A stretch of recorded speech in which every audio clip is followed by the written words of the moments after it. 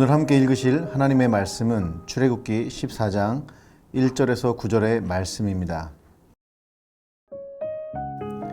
야훼께서 모세에게 말씀하여 이르시되 이스라엘 자손에게 명령하여 돌이켜 바다와 믹돌 사이에 비아히롯 앞 곧 바알스본 맞은편 바닷가에 장막을 치게 하라. 바로가 이스라엘 자손에 대하여 말하기를 그들이 그 땅에서 멀리 떠나 광야에 갇힌 바 되었다 하리라. 내가 바로의 마음을 완악하게 한즉 바로가 그들의 뒤를 따르리니 내가 그와 그의 온 군대로 말미암아 영광을 얻어 애굽 사람들이 나를 야훼인 줄 알게 하리라 하시매 무리가 그대로 행하니라. 그 백성이 도망한 사실이 애굽 왕에게 알려지매 바로와 그의 신하들이 그 백성에 대하여 마음이 변하여 이르되 우리가 어찌 이같이 하여 이스라엘을 우리를 섬김에서 놓아 보내었는가 하고 바로가 곧 그의 병거를 갖추고 그의 백성을 데리고 갈새 선발된 병거 600대와 애굽의 모든 병거를 동원하니 지휘관들이 다 거느렸더라. 야훼께서 애굽 왕 바로의 마음을 완악하게 하셨으므로 그가 이스라엘 자손의 뒤를 따르니 이스라엘 순이 담대히 나갔음이라.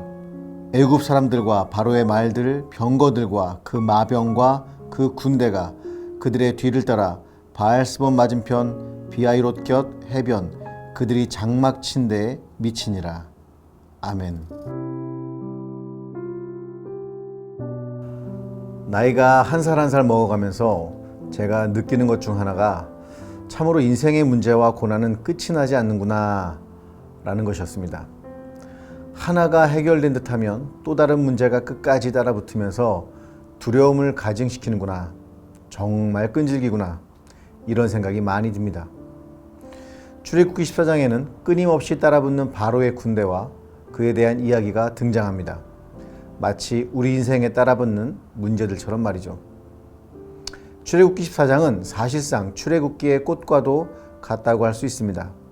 14장의 이야기에 우리가 너무나도 잘 알고 있는 홍해를 건너는 사건과 바로와 애굽의 군대가 수장되는 일이 기록되어 있기 때문입니다. 10가지 재앙이 애굽을 초토화시킨 이후에 바로는 이스라엘 백성들을 놓아주기로 결정할 수밖에 없게 됩니다.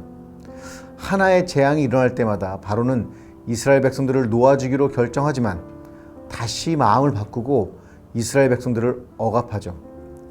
우리 인생도 문제 하나가 해결되면 끝날 것 같지만 결코 끝나지 않습니다. 이번 어려움이 끝나면 모든 것이 해결되지 않을까 할 수 있지만 우리 인생은 끊임없이 마음이 변하는 바로와 그의 신하들이 기다리고 있습니다. 왜 이런 일이 발생할까요? 오늘 본문 5절에 보면 그 백성이 도망한 사실이 애굽 왕에게 알려짐에 바로와 그의 신하들이 그 백성에 대하여 마음이 변하여 이르되 우리가 어찌 이같이 하여 이스라엘을 우리를 섬김에서 놓아보냈는가 하고 라고 기록되어 있죠. 여기 나오는 섬기다는 표현은 예배하다는 표현과 바꾸어 쓸 수 있는 말입니다. 바로는 하나님을 예배하기 위해 출애굽하겠다고 하는 이스라엘 백성에게 우리를 섬기는 것을 포기하고 하나님을 섬기는 것을 막아야겠다는 생각을 한 것이죠. 성경은 바로의 마음이 변하였다라고 언급합니다. 신앙생활을 하다 보면 우리로 하여금 하나님을 섬기지 못하도록 마음이 왔다 갔다 하는 존재들이 있습니다.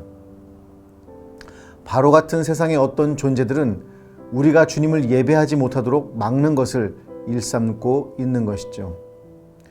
바로는 그냥 말로 우리가 하나님을 섬기지 못하게 하는 것이 아닙니다. 7절에 보면 특별하게 선별된 병거 600대와 애굽의 모든 병거를 동원해서 이스라엘 백성들을 쫓기 시작합니다. 자신들이 가지고 있는 모든 것을 동원하고 준비해서 하나님의 백성을 무너뜨리려고 하는 것이죠. 마치 지구 끝까지 따라오는 것처럼 보입니다. 우리의 숨통을 조여오는 무시무시한 바로가 항상 우리 인생 가운데 존재하는 것 같습니다.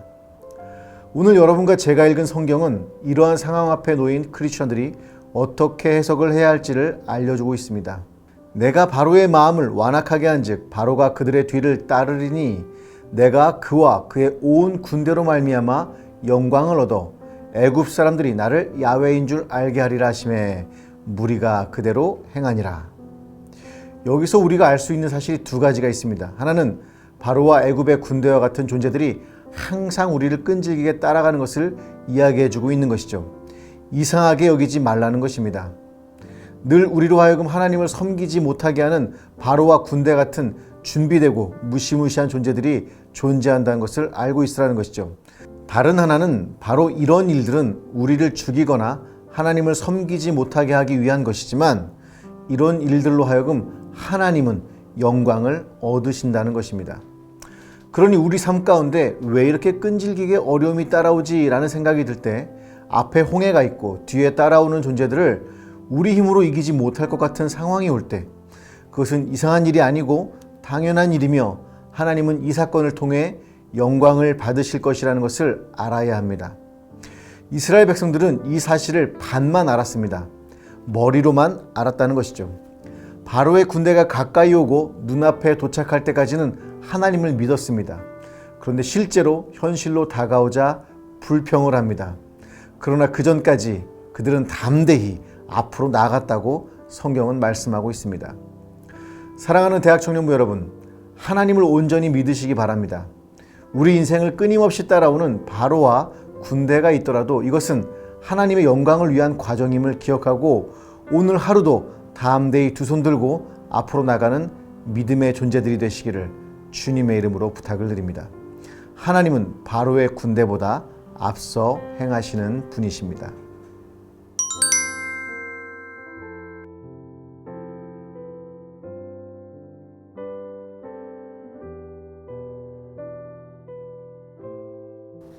기도하시겠습니다. 영광스러운 주님을 바라봅니다. 내 인생에서 끈질기게 나를 괴롭히는 것들이 존재함을 고백합니다. 하나님께서 이 모든 것을 끊어버리시고 수장시키시며 막혀있던 홍해가 열리듯 우리 인생 가운데도 개입하여 주옵소서. 오직 주님만을 신뢰합니다. 예수님의 이름으로 기도드립니다. 아멘.